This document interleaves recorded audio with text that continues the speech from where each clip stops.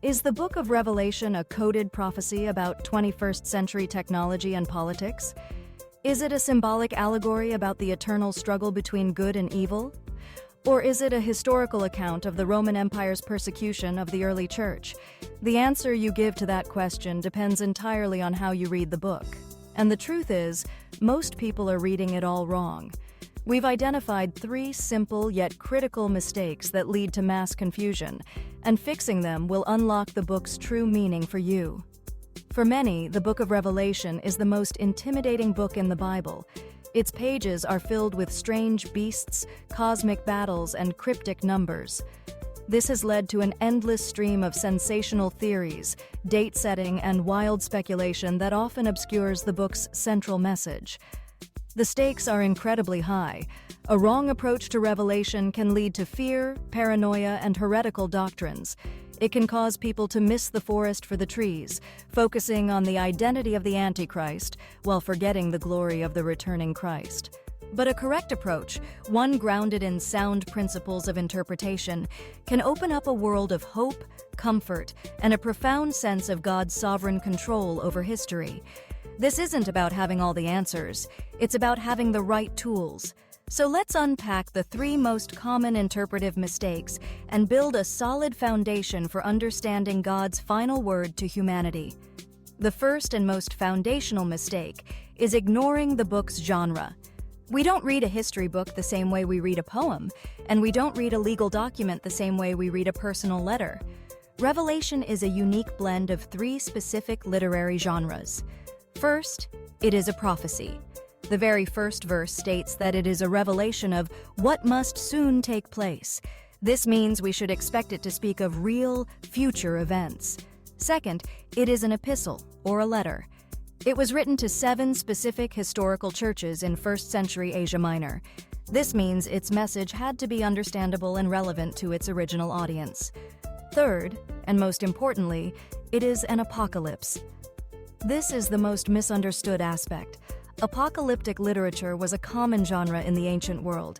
It used vivid, dramatic, and often bizarre symbolism to reveal heavenly realities and to convey a message of hope to people who were suffering under oppression. It's like a political cartoon. When you see a cartoon of a donkey and an elephant, you know it represents the Democratic and Republican parties. The original readers of Revelation had a similar understanding of its symbols.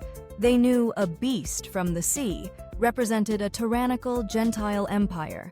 They knew a harlot, sitting on many waters, represented a corrupt, idolatrous system.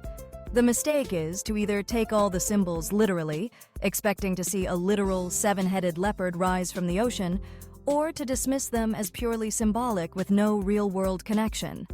The key is to ask, what did this symbol mean to the 1st century reader? Understanding the genre means we expect both literal events and symbolic language, and we use the Old Testament and the historical context as our guide to interpret the symbols correctly. You can feel the weight of that historical context, the pressure of the Roman boot on the neck of the early church. They weren't reading this for fun, they were reading it for survival. The second major mistake is what scholars call newspaper exegesis. This is the practice of reading the daily news and trying to force current events into the prophecies of Revelation. Every time a new technology emerges, it's labeled the mark of the beast. Every time a charismatic European leader rises, he's identified as the Antichrist. The problem with this approach is that it makes the Bible's meaning entirely dependent on our current moment in history. If Revelation could only be understood in the 21st century with the invention of microchips or the formation of the European Union, then it would have been a meaningless and cruel book to the Christians who were being martyred for their faith for the past 2,000 years. The principle we must follow is called the historical grammatical method of interpretation. This sounds complicated, but it's simple. It means the primary meaning of a text is the meaning the original author intended for his original audience. Our job as readers is not to inject our own meaning into the text, but to extract the author's intended meaning. So, before we ask, what does this mean to me? We must first ask, what did this mean to the 7 churches in Asia Minor? When we start there, we realize the mark of the beast wasn't about a future microchip. It was about the charagma, the imperial seal required for commerce that proved your loyalty to the emperor. The beast wasn't a specific modern politician. It was the archetypal, godless power of the Roman Empire. This doesn't mean the prophecy has no future fulfillment. It often has both a near and a far fulfillment. But the primary interpretation must always be anchored in the historical context of the original audience. The sound of this principle is the sound of humility, a quiet submission to the text's original meaning, rather than the loud, arrogant proclamation of a new, secret insight that no one has ever seen before. The third and perhaps most tragic mistake is forgetting the main point of the book. People get so lost in the details of the judgments, the timelines, and the symbols that they miss the central theme. The book of Revelation is not primarily about the Antichrist. It is about Jesus Christ.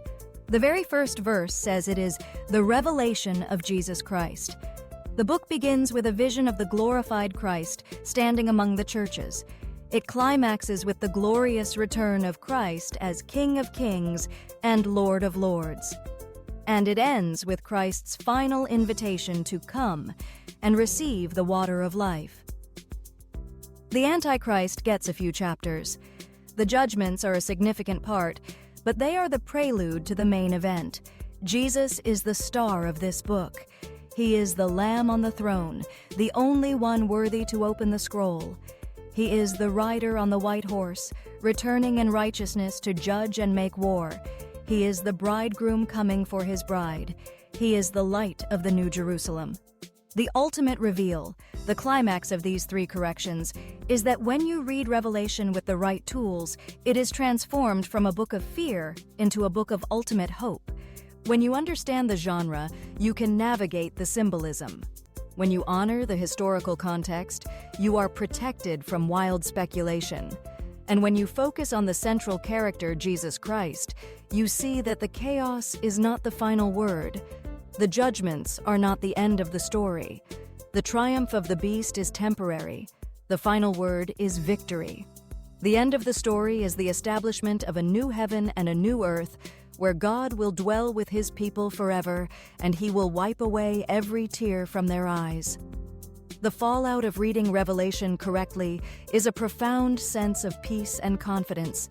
It shows us that God has a plan, that evil will be judged, that righteousness will prevail, and that our glorious King is coming back. It should not lead us to withdraw from the world in fear, but to engage with the world in love and boldness, proclaiming the good news of the very King whose return this book so gloriously describes. This is the key that unlocks the door.